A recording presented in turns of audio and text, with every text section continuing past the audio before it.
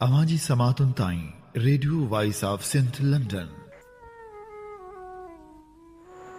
शमा ॿारींदे शब पिरह बाखूं कढियूं, मोट मराठी मेधरा राणा कारण रब, तुंहिंजी तात तलब कां गुॾारियम काक जा। भलारे भिटदण जे भलारे बैत सां मुंहिंजी आवाज़ मुसाफ़िर radio voice of Sindh London तां थी दुनिया जे कुंड कुड़च ताईं। जंहिंजा मां ॿुधिजे पियो उन्हनि मिड़नी महिरबाननि खे सिक भरियो सलाम, शाल क़बूल पवे।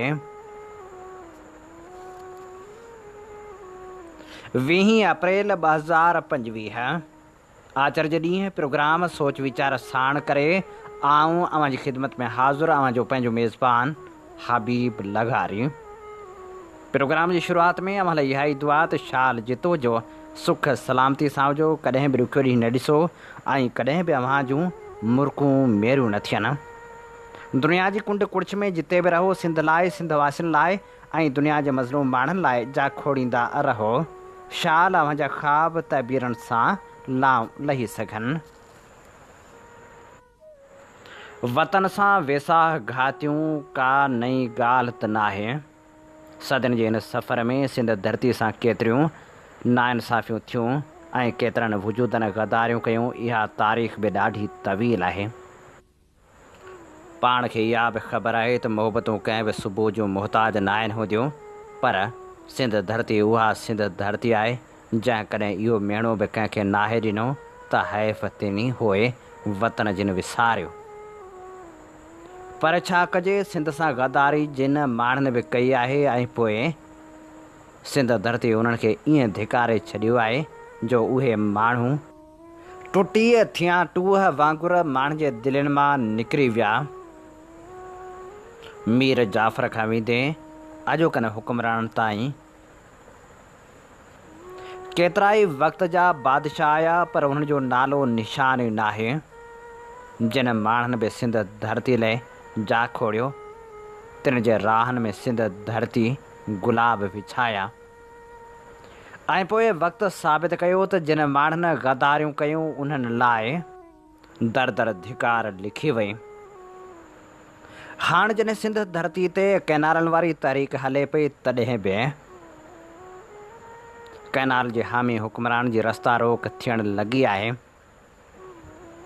सिंध जे तारीख़ी शहर ठटे में ममलकती वज़ीर खियलदास कोहिस्तानी जी रस्ता रोक कई वई। न सिर्फ़ु रस्ता रोक कई वई, पर हुते इहे नारा बि लॻा त कैनाल जा हामी सभु हरामी। न सिर्फ़ु एतिरो, पर खियलदास कोहिस्तानी जी गाॾी खे टमाटा ऐं आना बि हया विया। तारीख़ जे सीने ते गदारनि जी तारीख़ लिखिजे पई। पाण अञा नाहे विसारियो। जॾहिं ॿिटे मकानी निज़ाम ख़िलाफ़ तारीख़ हलचल पैदा कई हुई, तॾहिं बि ईअं ई थियो। वक़्त जे हुक्मरान जे दरनि ते तवा टंगिया विया हुआ। वक़्तु पंहिंजो वर्जाउ वरी वरायो आहे। वक़्तु शयुनि जी छांटी बि कंदो आहे, वक़्तु तारीख़ बि लिखंदो आहे ऐं वक़्तु गदारनि खे ईअं पधिरो करे छॾींदो आहे जीअं अॼु हुक्मरान अवाम जे अॻियां पधिरा थी रहिया आहिनि। मुसलसल थींदड़ ग़लति बयाननि जी तारीख़ हिकिड़े पासे, पर पुछाणनि जी तारीख़ ॿिए पासे। सिंध वरी हिकु दफ़ो पंहिंजी तारीख़ वरजाए पई ऐं सिंध पुछाणो शुरू कयो आहे। पुछाणे वारे अमल में सिंध बिल्कुलु हिकिड़े पासे बीठी आहे ऐं हू गदारनि ते हाण टमाटा ऐं आना बि उछलाए पई। पर अलमियो इहो आहे जो सरकार उन्हनि क़ौमी कारकुननि ते केस दाख़िल करे पई। वक़्त जा हुक्मरान एतिरी हिमत बि नथा करे सघनि जो हूअ पंहिंजी फ़रियाद में को केस दाख़िल कराइनि। काल्ह जॾहिं खियलदास कोहिस्तानी जे मथां आना हया विया, तॾहिं हुन STP जे ज़िले सदर सैद जलाल शाह, हकीम बिरोही, हैदर शोरे ऐं जावेद जावरी मथां सरकार जी फ़रियाद में केस दाख़िल करायो आहे। खियल में एतिरी हिमत बि नाहे थी जो हू फ़रियादी तौरु पंहिंजो नालो लिखाए हा, जॾहिं त सिंध जा माण्हू जदोजहद में पंहिंजो नालो लिखाइनि पिया। अवां जी समातुनि ताईं radio voice of Sindh London. हीअं ॿुधी रहिया आहियो radio voice of Sindh London.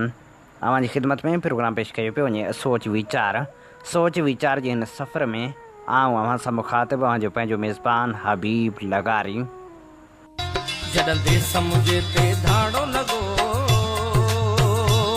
तो सिर ॾियण जो नारो लॻो, सभु देस जा दोदा जागी उथिया, ढक दुश्मन खे दिल वारो लॻो,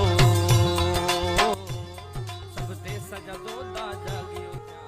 इहो बि सदियुनि जहिड़ो सच आहे त धरती ते ॾुखियो वक़्तु जॾहिं बि ईंदो आहे तॾहिं न सिर्फ़ु ॿुढा ॿार जदोजहद जे मैदान में निकिरंदा आहिनि, पर न्याणियूं बि पाण मल्हाईंदियूं आहिनि। दिलि में धरती जो दर्द रखंदड़ माण्हू हाणे जॾहिं सिंधु दरिया खे बचाइण लाइ जदोजहद जे मैदान में आहिनि, तॾहिं को बि फ़र्द अहिड़ो न आहे जेको पुठिते रहियो हुजे। हर उहो वजूद जंहिं धरती सां इश्क कयो आहे उहो अॼु बि जदोजहद जे मैदान में आहे ऐं उहो अॼु बि चवे थो, मुंहिंजो नालो लिखो, मुंहिंजो नालो लिखो। हा, जॾहिं जिते देस जे दंग ते जोटणी जोटिजे, मूंखे मुंहिंजी क़बर मां बि कोठे निजो, मुंहिंजो नालो लिखो, मुंहिंजो नालो लिखो। भीड़ आहे डिघी, लिस्ट आहे वॾी, विच ते नाहे विधी, कंहिं कंहिं कुंड ते सिंध जा आशिको, मुंहिंजो नालो लिखो, मुंहिंजो नालो लिखो।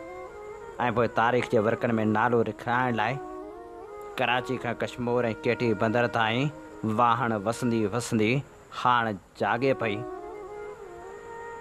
हुक्मरान सिंधु दरिया ते धाड़ो हणण जी छा साज़िश कई आहे?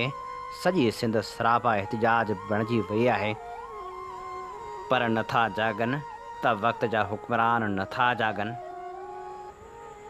हाणे जॾहिं सॼी सिंध जागे पई ऐं सॼी सिंध बंजर बणिजे पई, तॾहिं हिकिड़े पासे रोशन सिंध आहे त ॿिए पासे उहे हुक्मरान आहिनि जेके अञा ताईं मन मां मुनाफ़िकी नाहिनि कढी सघिया, जिन लाइ सियासत इबादत न पर ठगी जो नालो बणिजी वई आहे। पर उते असांजो भेनरूं बि जागनि पियूं ऐं उहे वजूद बि जागनि पिया जिन खे कॾहिं केरु खदड़ो फ़क़ीर चवे थो त वरी केरु खदड़े फ़क़ीर जो नालो ॾिए थो त केरु वरी ट्रांसजेंडर चवे थो, को वरी खेनि ख़्वाजा सराब सॾे। ही उहे मस्त अलस्त फ़क़ीर आहिनि जेके दर दर वञी दान घुरनि था,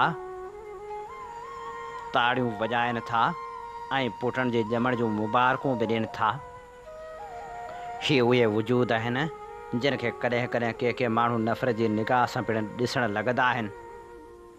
हाणे जॾहिं धरती मथां ॾुखियो वक़्तु आयो आहे, तॾहिं हू धरती जे पासे थी बीठा आहिनि ऐं हू अॼु बि वॾे वाक़े चवनि था, तूं चओ मलुछां, तूं चओ मकुछां, पर तोखां हिकिड़ी ॻाल्हि पुछां, तूं कंहिं कंहिंखे ख़ामोश कंदे ऐलान हज़ारे मान रुगो।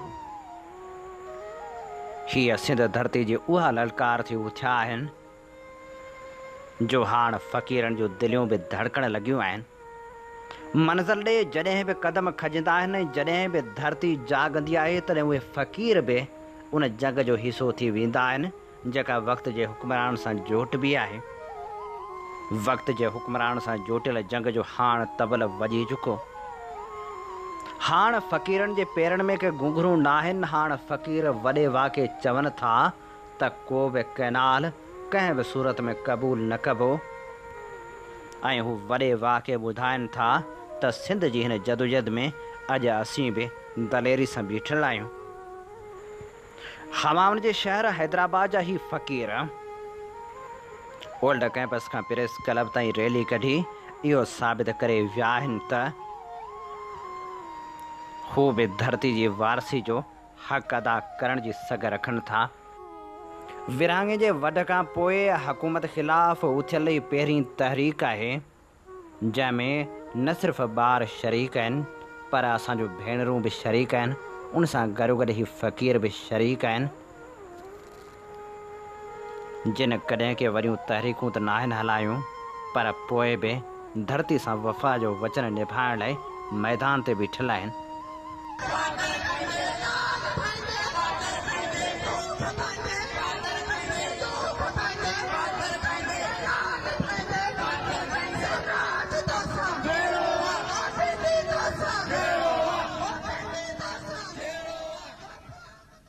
अवां जी समातुनि ताईं radio voice of Sindh London. Radio voice of Sindh London तां अवां जी ख़िदमत में प्रोग्राम पेश कयो पियो वञे सोच वीचार जे हिन सफ़र में आऊं अवां सां मुखातिब अवां जो पंहिंजो मेज़बान हबीब लगारी। उमरकोट में इलेक्शन खे अञा हिकु ॾींहुं बि नाहे गुज़रियो त पुलिस इंतकामी कार्रवायूं शुरू करे छॾियूं आहिनि। तहरीक इंसाफ़ जे कारकुननि ऐं उन्हनि जे हमदर्दनि खे गिरफ़्तार करण वारो सिलसिलो बि तेज़ कयो वियो आहे। उमरकोट जहिड़े पुरमन शहर खे ईअं पुलिस गर्दी जे वर चाढ़े अमन खे दाव ते लॻायो वियो आहे।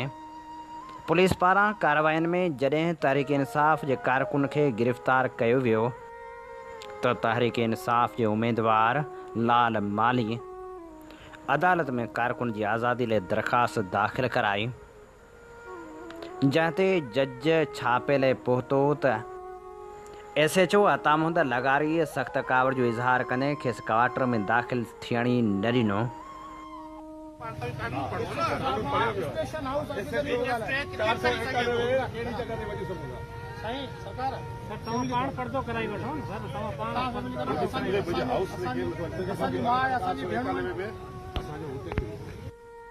सोशल मीडिया ते हलंदड़ ख़बरनि मूजिबि इहा बि अजीब सूरतहाल साम्हूं आई त जज SHO जे अॻियां बेवस बणियल नज़र आयो।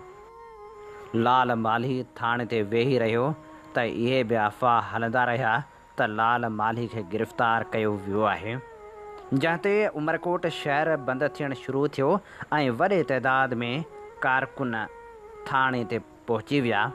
पुलिस लठबाज़ी शुरू कई त कारकुन बि मछरजी पिया ऐं उन्हनि पुलिस ते तशदुद शुरू कयो, जंहिंमें हिकु पुलिस एहलकार ज़ख़्मी पिणु थियो। उमरकोट पुलिस जी अॻभराई शहर खे चिकताण जे वर चाढ़े छॾियो। DIG लाल माली सां फ़ोन ते राबितो करे मसइलो हल करण जो यकीन ॾियारियो, जंहिंखां पोइ कारकुन खे आज़ादु कयो वियो। जॾहिं त लाल मालीअ प्रेस कॉन्फ्रेंस कंदे चयो त इलेक्शन वारे ॾींहुं असांजे माण्हुनि ते तशदुद कयो वियो ऐं पोइ हाणे FIR बि असांजे माण्हुनि ते दाख़िल कई पई वञे, असांजे माण्हुनि खे गिरफ़्तार कयो पियो वञे। असीं इंतकामी कार्रवाई खां डिॼण वारा न आहियूं। ज़ुल्म ऐं बर्बरियत के कंहिं भी सूरत में बर्दाश्त न कंदासीं। तो मुझे बताया गया कि उन पर ऊपर से बहुत ज्यादा प्रेशर है। मैंने कहा आप सरकारी मुलाजमीन हैं, आप किसी का प्रेशर क्यों ले रहे हैं, जबकि उसमें ना बच्चे पे कोई FIR है, ना वो किसी जुर्म में इन्वॉल्व है, वो यूनिवर्सिटी का एक बच्चा है, एक माइनॉरिटी कम्युनिटी से वो ताल्लुक रखता है, और भी गिरफ्तारियां कर रहे हैं। आप क्यों कर रहे हैं आखिर ये गिरफ्तारियां? तो हमें कोई उनका जो मुतमईन करने वाला जवाब नहीं मिला। फाइनली मैंने फैसला किया कि मुझे खुद थाने पे जाना चाहिए, और जो मैं थाने पे गया और जो ये खबर फैली कि इस तरह की जो साजिश की गई है, इस तरह के प्लान बनाए गए हैं कि पाकिस्तान तहरीक इंसाफ JGA जो है और सिद्धू दरिया बचाओ तहरीक के जो कारकुनान हैं उन पर ये बड़ी कार्रवाइयां करेंगे, गिरफ्तारियां करेंगे और रोज उनको तंग करेंगे। तो इसके एहतजाज में पूरा शहर जो है वो उन्होंने एहतजाजन शहरियों ने बंद कर दिया। मैं उनका शुक्रगुजार हूँ। वो थाने पे आ गए और फाइनली उन्होंने हमसे बात की और उस बच्चे को उन्होंने रिलीज किया जो बेगुनाह था और उसका कोई कसूर नहीं था। मैंने पुलिस को कहा कि मैं दरिया बचाओ कमेटी का उम्मीदवार हूँ और मैं पाकिस्तान तहरीक इंसाफ से ताल्लुक रखता हूँ। आपको अगर FIR ही करनी है तो आप दरिया बचाओ कमेटी पे कर दें, मुझ पे कर दें, इमरान खान पे कर दें, शाह महमूद कुरैशी पे कर दें, पीर साहब पगारा पे कर दें। ये मासूम लोग जिन्होंने वोट दिया उनका सिर्फ ये कसूर था कि उन्होंने वोट क्यों दिया है और लाल माली को क्यों दिया है और उन्होंने सिंध के हक में वोट क्यों दिया है, तो आप जुल्म और बर्बरियत करेंगे। अब देखें ये बहुत हो चुका, अब ये लोग बर्दाश्त नहीं कर रहे हैं, ये लोगों के बर्दाश्त से बाहर है। हम कोई गैर कानूनी ना काम करते हैं और ना करेंगे। हमारा पुरअमन एहतजाज हमारा हक है। सुनिए ना आप सबने, एक एसएसपी साहब जो कह रहे हैं आरटीओ आ गई है कि सारे डीसीज इन्होंने उतारे, सारे वुज़रा इन्होंने उतारे, सारे एसपी उन्होंने उतारे, उसके बावजूद ये इलेक्शन हारे हैं। और अब उस इलेक्शन हारने के बाद ये बौखलाहट का शिकार है और ये जुल्म और सितम करना चाहते हैं। मुझे थाने पे बताया गया कि अगर तुम इस तरह एहतजाज करोगे तो तुम्हारा हशर जो है हम मुर्तजा भुट्टो जैसा करेंगे। मैंने कहा कर दें, आपने मुर्तजा भुट्टो को भी मारा था, वो तब भी आप थे, आज भी आप हो। मुझे जो कुछ हुआ तो उसके जिम्मेदार आप होंगे। फाइनली उन्होंने हमारा बंदा रिलीज किया, उन्होंने इस पे अफसोस का इजहार किया। मैं शुक्रगुजार हूँ सफदर अब्बासी साहब का, जिन्होंने आईजी साहब से राब्ता किया, फिर नीचे से रवाबित हुए और उन्होंने हमें ये गारंटी दी है कि कोई सियासी कार्रवाई नहीं होगी, कोई इंतकामी कार्रवाई नहीं होगी, कोई झूठी एफआईआर नहीं होगी और किसी को मजीद गिरफ्तार नहीं किया। प्रोग्राम सोच विचार में हाण वर्क वरायूं था तारीख़ जे उन्हनि लम्हनि जो जेके हाण माज़ी जो किस्सो बणिजी चुका। यादि किताब जा हसीन वर्क आहिनि। नामियर लेखक आफ़ताब मेमण जो किताब जीवन सफ़र। अॼु असीं हिन किताब मंझां अव्हां लाइ पेश करे रहिया आहियूं 42 क़िस्त।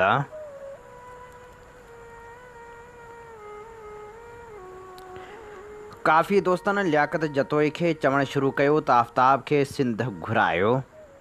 मुमताज़ राजपर ऐं यूसुफ जे चवण ते आउं सिंध हाउस आयल वज़ीरल्ला लियाकत जतोई खे 2-3 दफ़ा मिलण बि वियुसि। मूंखे हिकु दफ़ो बि कोन ॿुधायो त हू सिंध जी वॾ वज़ारत लाइ कीअं क्लियर थियो।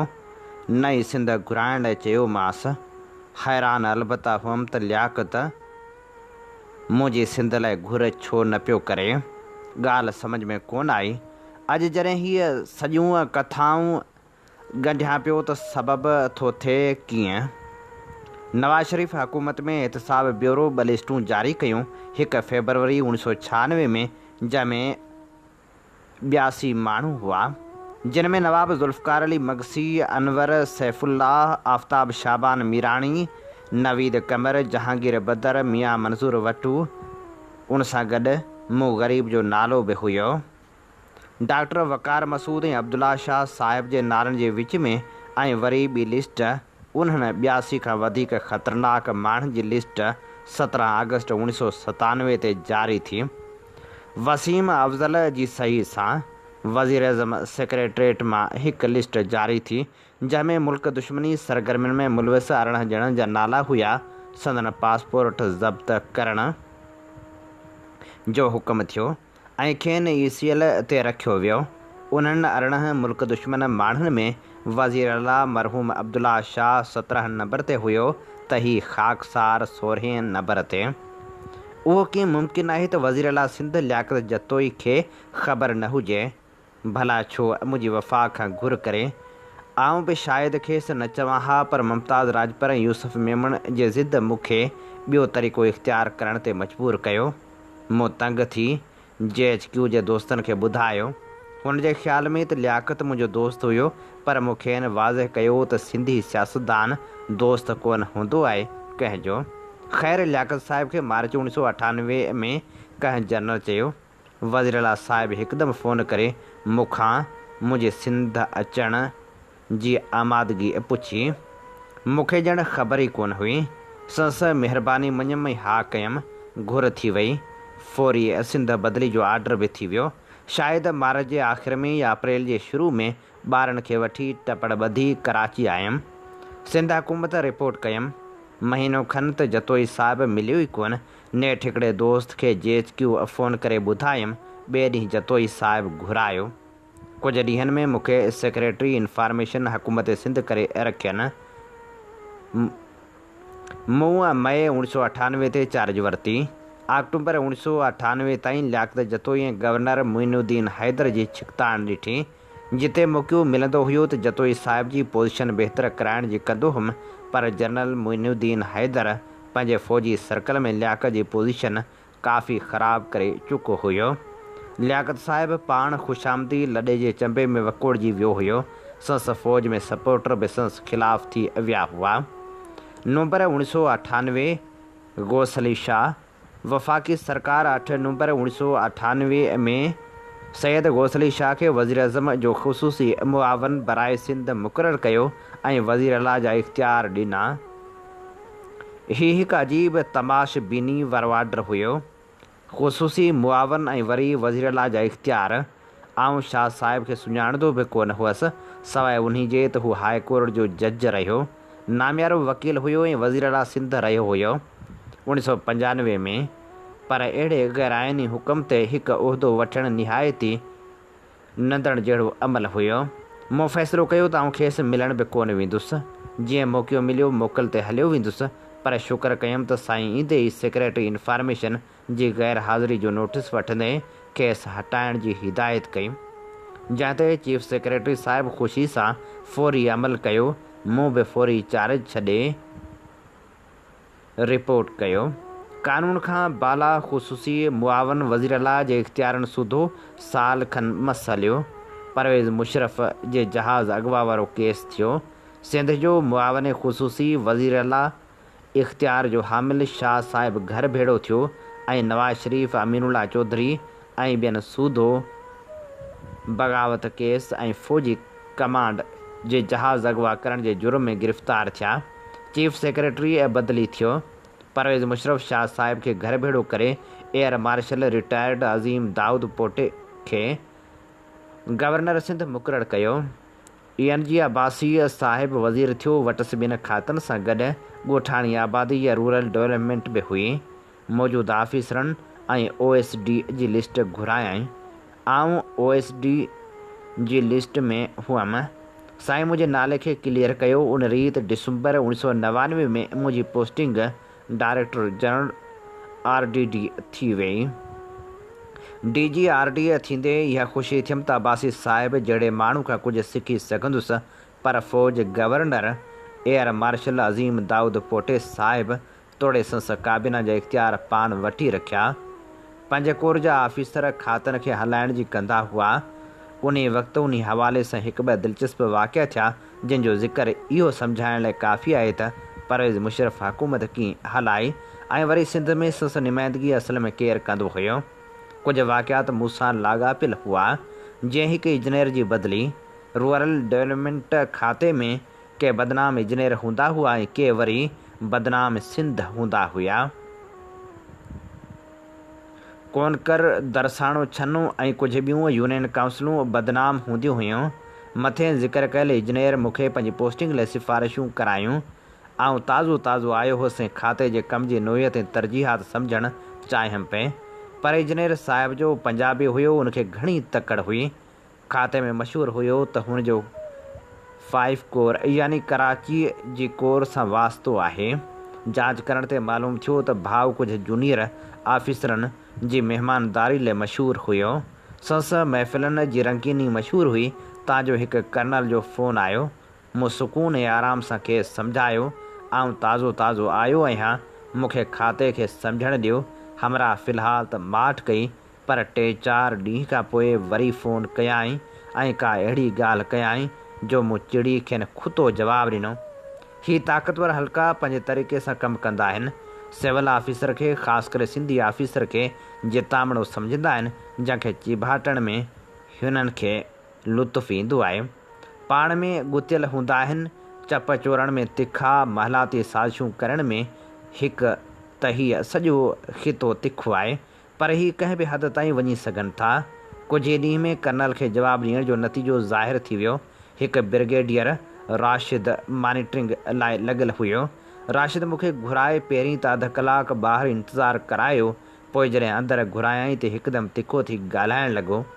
सिविल में तो बहुत करप्शन है, पर आपके महकमे में बहुत ज़्यादा है। मुझे नहीं मालूम ब्रिगेडियर, मुझे तो महकमे में आए 10 दिन हुए हैं। नेठ ॻाल्हि वञी खुटी। जॾहिं खां रूरल डेवलपमेंट खातो ठहियो आहे त जेके बि पाणी जूं स्कीमूं जिन में ट्यूबवेल, खूह, नलका शामिल हुजनि, उनजी लिस्ट खपे। जंहिंमें स्कीम जो साल हंध यूनियन काउंसिल सभु तफ़सील घुरिजे। वरी ॿिया कुझु कालम बि विझराई। ब्रिगेडियर साहिब जो ज़िद हुयो त 3 ॾींहंनि में लिस्ट खपे। ॿुधायोमांसि त का बि लिस्ट सूबाई सतह ते ठहियल न आहे, न ई कंप्यूटराइज़ड आहे। तमामु ज़िलनि खां घुराइण में 3 खां 4 ॾींहं लॻी वेंदा। वरी 23 ज़िलनि जी लिस्ट खे मरबूत ऐं मुनज़म करण में 4 ॾींहं लॻंदा। पर हुन असांखे 5 ॾींहं जी मोहलत ॾिनी। 6 ॾींहं आउं वटसि जोड़ियल लिस्ट 4 थुल्हनि बाइंडिंग में खणी वियुमि, अॻियां रखियुमि। कोशिशि करे पढ़ण जी कयाई, पर सम्झ में कोन आयसि। मूंसां मदद कई। कुझु अहिड़े नमूने ॿुधायोमांसि जीअं हर ॻाल्हि जी तफ़सील बि सम्झ में अचेसि त मौक़े मकान बि। 2 कलाक जी मग़ज़ मारी खां पोइ ब्रिगेडियर फरमायो, मैं हैरान हूँ। लोग कहते हैं कि न कोई रिकॉर्ड है, न ही मौके की कोई शनाख्त कर सकता है। क्या ये कुएं, हेड पंप और ट्यूबवेल मौके पर दिखा सकते हैं? मुझे मैं खुद चाहूँगा। आप चाहें तो कराची, चाहें तो कहीं और कुछ मकाम बतलाएं, मैं आपके साथ चलूँगा। रेवेन्यू का अमला और हमारा अमला नक्शों के साथ वहाँ होगा। क्या आपको यकीन है कि वहाँ सारा काम हुआ है? नहीं जनाब, मैं तो खुद नया हूँ। ये सारे काम माली साल ख़त्म होने तक हैं। न मैंने अभी कोई मुआयना किया है, न मुझे इल्म है। आपके आने से मुझे खुशी होगी। अच्छा, ये बंडल छोड़ जाएं, मैं देख लूँ, फिर आपको बतलाऊँगा। मूं इजाज़त घुरी। हाणे शरीफ़ माण्हू कुर्सी तां उथियो, मूंखे दरवाज़े ते छॾणु आयो। अॻियां हथ वधाई। आपकी मेहरबानी मेमन साहिब, सख़्त मेहनत तलब काम किया है। मूं हथ मिलाईंदे संसि महिरबानी मञी ऐं निकिरी आयुसि। 5-7 ॾींहं राति जो देरि ताईं ऑफिस में वेहणो पवंदो हुयो। मानी बि होटल तां घुराए खाईंदा हुआसीं, पर उन तरीक़े सां हिकु जामह रिकॉर्ड ठही वियो, जंहिंमें हिकु ई दफ़ो ॾिसण सां ख़बर पइजी सघे त यूनिसेफ तरफ़ां पोयनि 15-18 सालनि में किथे ऐं कहिड़ा हैड पंप यानी आम नलका लॻा, किथे खूह खोटाणा त किथे ट्यूबवेल लॻा आहिनि। ब्रिगेडियर राशिद त 2 भेरा मुंहिंजे यादि कराइण ते बि जांच ते कोन हलियो। सबबु त मूंखे सम्झ कोन आयो, सवाइ इहो त शायदि हू मुंहिंजी ब्रीफिंग खां पोइ मुतमइन थी वियो त खातो ठीकु पियो हले, या वरी खाते जा करप्ट इंजीनियर मुमकिन इंक्वायरी खे वक़्त सिर मुंहिंजो ॾियण में कामयाबु थी विया। पर मुंहिंजे ज़हन में हिन सॼी मांडाण खे सम्झण जी सही हुई। उन करे कुझु जांच करण जी नियत कयमि। थर वियुसि। मिठी ऐं डीपले तालके जे कुझु हैंड पंप ऐं खूहनि जो मुआइनो कयमि। कराची में दरसानो छनो ऐं मलीर जे 1-2 यूनियन काउंसिलनि जो मुआइनो कयमि। कुझु नतीजा अख़ज़ कयमि, उनजो ज़िक्र मुनासिबु थींदो। नंबर 1, थर में हैंड पंप मथाछरा लॻल हुआ, जिन कुझु वक़्त खां पोइ पाणी खणणु छॾे ॾिनो। ईअं ई खूह प्लानिंग करण वक़्तु खूहनि ऐं नलकनि जी हर यूनियन काउंसिल मुताबिक़ वंड विरछ थींदी हुई। पाणी किथे ऐं केतिरो ऊन्हो मिलंदो, उन लाइ का बि हाइड्रोलॉजिकल सर्वे कोन कयल हो। बसि ॿुधल मुबैना गज़ट मुताबिक़ या हिकु टेस्ट बोर खे पैमानो ठाहे नलका लॻायल हुआ ऐं खूह खोटियल हुआ, जे घणे भाङे जल्दी सुकी विया। नंबर 2, कराची में 1-2 यूनियन काउंसिल में ट्यूबवेलनि जो रिकॉर्ड चेक कंदे ख़बर पियुमि त ट्यूबवेल त हुकूमत सिंध जे सालियाना तरक़ी प्लान में बि हर साल विधा वेंदा आहिनि, जे पोइ तर जे मेंबरनि जे चवण ते कंहिं बि खाते खां कमु कराईंदा हुआ। यानी त साॻी स्कीम लाइ हाणे हिकु ॿी एजेंसी बि ज़ाहिर थी। ज़िले काउंसिल कराची ट्यूबवेल स्कीम हलाईंदी हुई। कॾहिं कॾहिं क़ौमी या सूबाई असेंबली जा मेंबर बि पंहिंजे तरक़ियाती स्कीम लाइ मिलियल पैसनि में ट्यूबवेल रखंदा हुआ। मूंखे मज़बूत शक हुयो त काफ़ी हंधनि ते काछे जी गैर सर्वे ज़मीननि में मौक़े जी शनाख्त यानी ज़मीन ऐं हंध जो ॾस सिर्फ़ु यूनियन काउंसिल फिलाणी हुअण मां इहो इम्कान रद्द कोन थो करे सघे त सघारा हथ इंजीनियरनि जी पोस्टिंग कराइण वारा मेंबर मुलविस हुजनि। हिकु ट्यूबवेल लॻो, ख़र्च 2 या उन खां मथे एजेंसियुनि जे स्कीमनि मां थियो। हिकु इंक्वायरी शुरू कई वई, जंहिंमें कुझु ऑफिसरनि सां गॾु मुंहिंजो नालो बि शामिलु हो। हीअ हिकु नई जंग हुई जा वेहणी पई।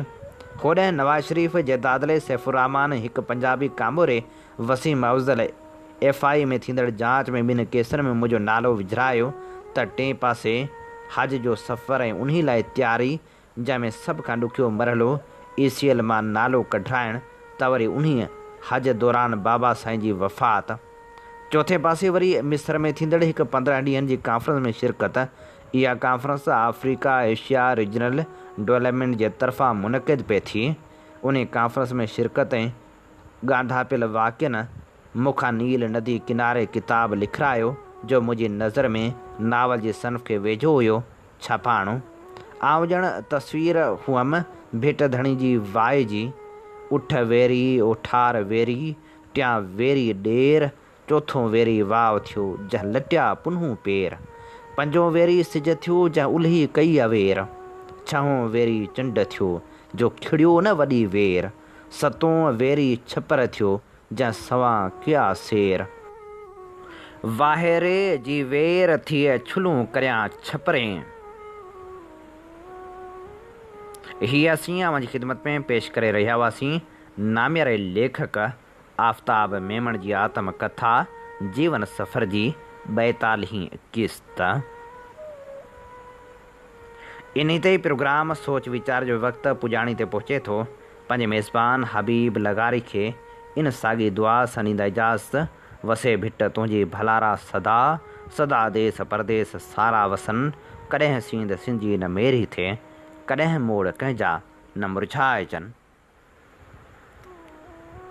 अवांजी समातुनि ताईं radio voice of Sindh London